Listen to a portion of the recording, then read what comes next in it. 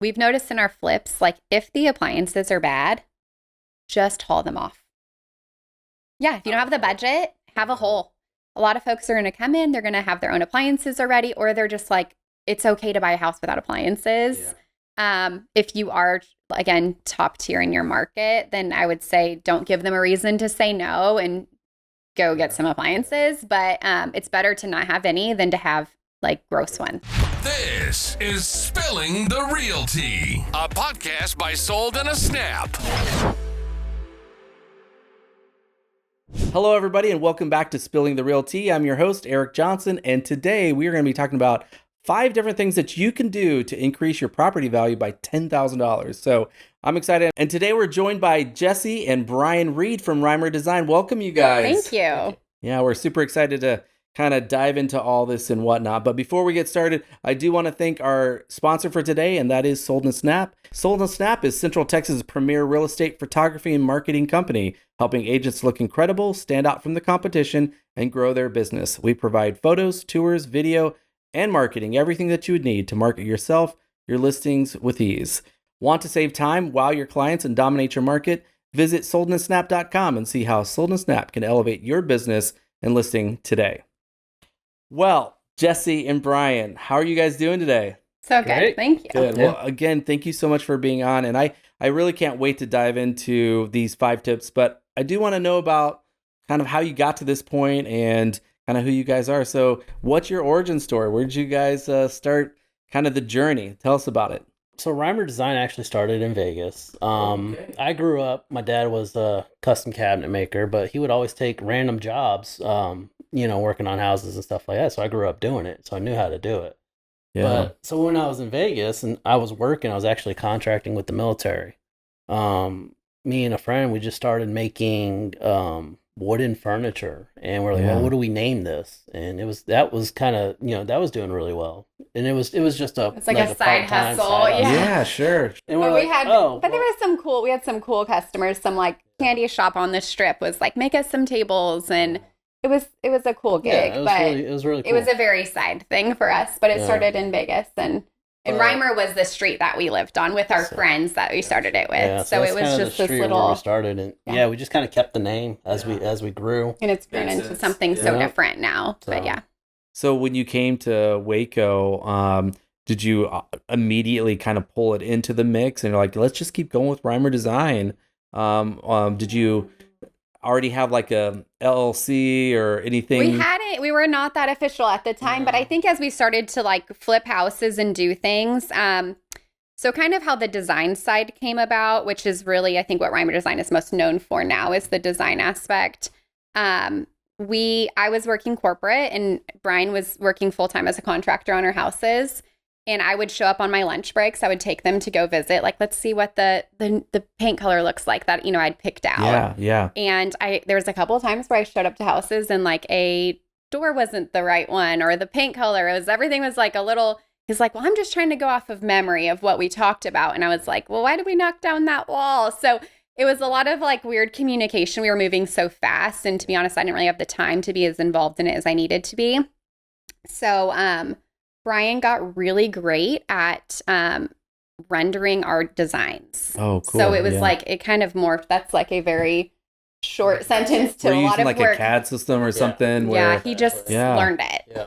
So, because I think we were just tired of the marital fights. Maybe some of your like engineering stuff kind of seeped through and said, hey, you're still going to use me, so that's awesome. Yeah. So then and then we'd have other investors or builders start reaching out, contractors that were like, hey, help my client get this vision on paper. We don't really know what they're saying. We don't want to get it wrong. So that's the space we've really filled now. Yeah. And we kind of pulled back in that name Reimer Design. It's something we never really let go of. So over time, we've kind of used it in different aspects, but that's kind of where it lives on today. A lot of the things that we were doing initially were going over doing like the escrow process and doing option to kind of evaluate homes for people and saying, well, what is your budget? What are you trying to do? Here's realistically what we can do here. So we were consulting a lot during option for people. for design work. And then if they were moving forward with it, then we can, start rendering and do a lot of work even during escrow for folks. A lot of our clientele too is out-of-state investors. They own the house and they're working with the contractor, but they're not there to show up to say, hey, this is what I want. So they would reach out to us and we would render the whole design for them. Yeah. Everything where outlets go, the whole 9 yards. Yeah. And they would give it to their contractor of choice to do the renovation for themselves. Yeah. So that, they had something on paper. They had, this is how I want it. With like the building specs laid out too. Yeah. So it's like done, quality. Brian, for you on your side, so somebody contacts you like, hey, this is kind of my dream. And then you start to map it out in the CAD or something like that. And Jesse, how do you guys communicate for like, what is this going to look like, and what's our vision for? So typically Brian goes in and he maps the house as is, and then including like the plumbing, electrical. Those are big components that are going to steer what we're able to do, and within a budget. And then I go in and I mess it all up and turn it into something amazing. And then he reels it back in of saying like, okay, but let's go back to the budget. So Brian's good at kind of like finding that middle once I've created the castle. And what does it look like? So you, again, let's say I'm the client. Do you have this virtual space that I get to crawl around in of what you created? Like, this is what we think it's going to look like. Yeah. So we can like full on 3D render, which is what was kind of led us to this program. But it's very helpful for folks that have a vision or idea in mind and really don't have like the actual vision for it. And a lot of people need that. Like a lot of folks are not as like visionary as they think they are. They see a house.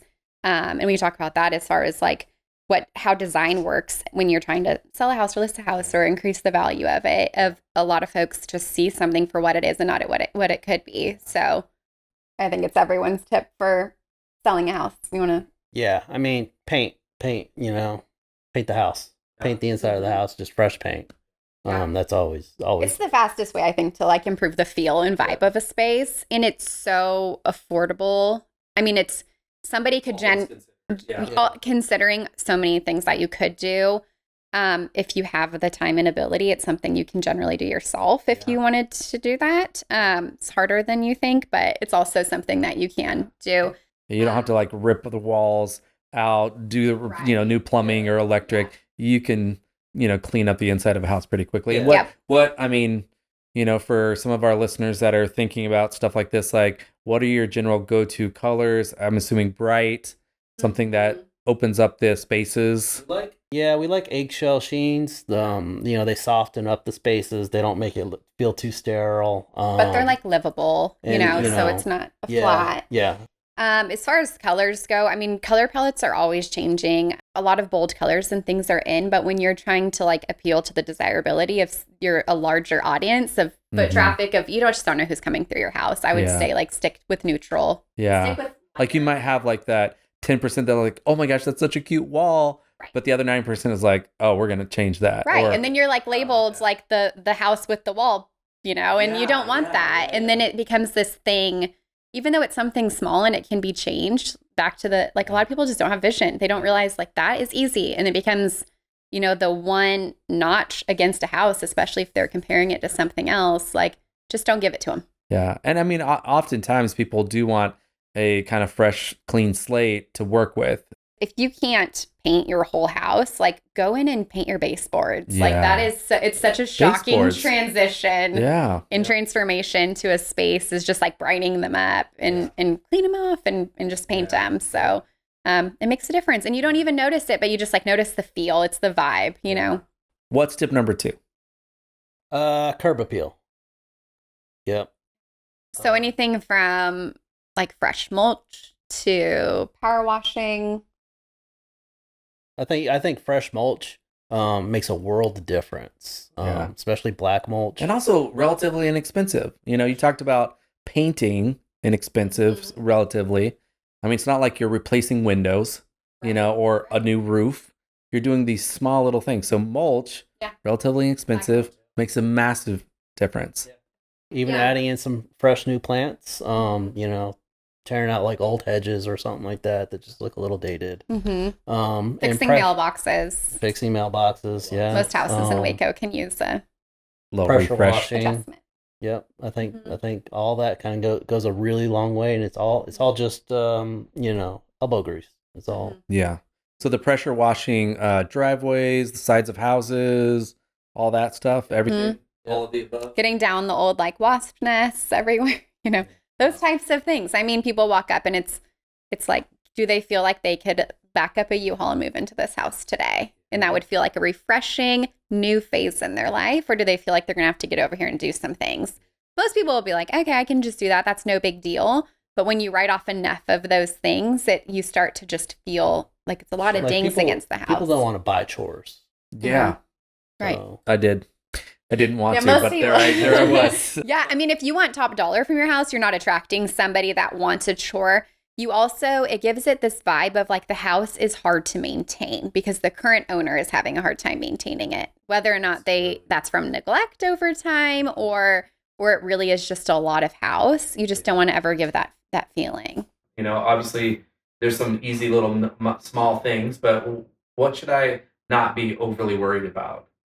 I think folks, when they're trying to get top dollar, they get really into like the whole design aspect of like, what about my outdoor lights? Should I change them out? Should I do this? I think like just cleaning up what you have, because a lot of folks that are coming in, if they're coming in at like full price, like top dollar in the market, a lot of times they're going to have like their own opinions about things or like their own opinion about the front door color or things. And I think if you just make what you have look good and look like, again, that blank slate when you're selling, unless you're going to come in, and we'll kind of talk about this in a little bit, with like a full design plan and you're really selling like this like tricked out house that has a like personality. Unless you're doing that, then I would like not concern myself so much with like over analyzing things like your sconces outside, just like, or your house numbers. Like just go get some plain, simple, clean, modern, classy, just something that's basic. And don't overthink it, and don't try to be too personalized and stylized unless that is the house, because you just want to give somebody might be very different than you that wants to consider buying it. So I think even like, fresh paint on a front door, I think the number one selling color is black on front doors, actually. Yeah. So, it's just something to consider. You don't want to go like too much personality. You don't want to do like a bright orange or a bright yellow, but you want it to pop. All right, tip number 3 would probably be refreshing the bathroom. Making sure all your tiles nice and clean. You get all that mildew and everything in the grout lines and stuff like that. You want to make sure that you've done a really good job cleaning it. Refreshing the caulk. Caulking is cheap. You can scrape out the old caulk. You can put a new caulk, and replacing faucets. Faucets are, again, very cheap. Old faucets, they tend to get like crusty and stuff from hard water and stuff like that. So all that little stuff, all those little items that are not that expensive, it makes it look like the house is cared for. I mean, even a big thing in a bathroom, like replacing a toilet, is really like, it's a really small job for just like a subcontractor to come in one day and replace the toilet. So that's a very easy Toilets fix. Are not expensive. And if you have an old, dingy toilet. I literally just replaced 2 toilets over the last 3 weeks. It's surprising how affordable it is. I'm always shocked by that. If you can replace the vanity or paint it, that's great. That's also a smaller job in comparison to a lot of construction projects. Definitely, not a couple $1,000s usually. So if you can get in and do that, but if you can't, and you can just, again, the elbow grease, go in and paint your vanity and just replace like your hardware, that gives a just giving everything a refresh look, And we also like to too is like take down the big mirrors, the big old wall mirrors that are like the slab of mirror, and then just like put up a framed mirror. As long as you aren't doing a ton of damage to like the drywall, you can get back there and touch it up and paint it and put up a nicer mirror. I mean, it just gives a better Even feel. If the mirror's in great shape or whatever, you can trim it out. Put a little bit of trim on it. Just little details like that will go a long way. What's number 4? Is kitchen. Just bigger, but yeah. I mean, kitchens, obviously you can do a lot to a kitchen, and you can go as much as you want. And things that sell houses has always been kitchens and bathrooms. So you kind of have to think about like how much do you really want? How much can you realistically spend on your kitchen, and spend the money? Get it done, get it freshened up. Whether And you for need to some, repaint the cabinets. yeah. And some folks might, you have to look at the house and say, at this price point, if my buyer comes in, if I just go replace the countertops, but I still leave kind of this old, outdated kitchen, is that a good investment? And I always struggle with this because I'm like, this buyer is going to rip out this kitchen anyways. Yeah. So there's like this tipping point, right? So you don't want to invest too much unless you're really going to go after it and like present this kitchen that no one's going to want to change. But oftentimes when a seller's ready to list, they're not in that position typically, and who wants to remodel their whole kitchen and then just sell your house? Yeah. You sound like that sounds like my life. The day my house is done is the day that Brian's like for sale sign in the yard. So, so I never quite ever let him be done with projects. But I think that the kitchen is where a lot of buyers start picturing their life. So either just make it at least really clean and the project seem not that daunting, but it's still a kitchen that probably needs to be ripped out, or do the most. I mean, that's kind of, the kitchens are a little bit harder. Yeah, kitchens can be tough, but they can make or break you. Yeah. Would you? So you mentioned like in the bathroom we talked about some kind of cheap. Actually, all these things are somewhat affordable, elbow grease type things. Yeah. The kitchen is a little bit different, but are there some like options for you to maybe change out the hardware, the knobs, the sink, yeah, it's always it's small stuff like the bathroom, but I would say like a middle tier for a kitchen that makes a big impact is like just changing out the backsplash, or sometimes it doesn't have one, like installing a backsplash. So or if you have like the old Formica countertops, they tend to get wore out. It is worth putting in, granite countertops. They are, kind of pricey, but you will my opinion is you will see a return on that investment and then some. Especially if the rest of your kitchen is in good shape. And then depending on the house too, we've noticed in our flips, like if the appliances are bad, just haul them off. Yeah, if you don't have the budget, have a hole. A lot of folks are going to come in, they're going to have their own appliances already, or they're just like, it's okay to buy a house without appliances. Yeah. If you are, again, top tier in your market, then I would say don't give them a reason to say no and go get some appliances. But it's better to not have any than to have like gross one. Yeah. I mean, we literally, moving into that house, the oven was so unsafe that the gas company wouldn't even turn on the gas because it was leaking, and it was like, just take that appliance out. We were going to replace it anyway. Right, because now it's like, now this house is like the unsafe house, right? But it's like, well, it was an unsafe oven. They could have just deleted that problem quick. Yeah. But once again, how well has the owners taken care of this house? Right. Like, am I going to find some other things, and little things like that where if it's not there, I don't even think about it. Right. If it's there, then I start thinking about things. Because then they start looking around, right? It's just like when you get an inspector or a VA appraiser in, once they find something, it's like, oh, here we go. They roll up their sleeves. So it's like, just let people walk in and just like smile and walk around. As soon as they see something, now they're like on a mission. So yeah, if you have a kitchen that's just in good shape, but it's just a little bit dated. Sure. It's just a matter of doing a couple updates. Like, again, refresh the caulking. Yeah. If you have cabinets that have some scratches or something like that, getting touching up the paint. All those small fixes, updating hardware, that kind of thing, updating the faucet, Is just fixing the little things around the house is, again, it's back to that, you don't want the house to be a chore or a problem. So lots of small things like loose trim, transitions, sticky doors. They're like the things, that character of your house that like we all kind of live with. But then when someone comes over, you're immediately like, oh yeah, sorry about that, Yes. And it's just like, all I got to do is go get my like tool out of the garage and go fix it. We all have those, but it's like, just do all those things, like walk through your house, maybe with someone you want to impress, and see what you start apologizing about, Yeah, like the older houses, we were dealing with that one recently, is like it has like a crack in the window. Well, you can get a window company out pretty easily and just like fix that pane or something, like the old single pane houses. Replacing like a single pane of glass is not very expensive at all, and it makes it look like you've taken care of the house. If I go in a house and I see a cracked window, I'm like, okay, what else are they not taking? Yeah, and what were they doing in here, So I mean, that's typical. I think another thing that's like a quick fix that we do, especially in those older houses, if we aren't replacing the windows, well, if we replace the windows, we leave them as is open. But if a house has blinds up, we always take them off.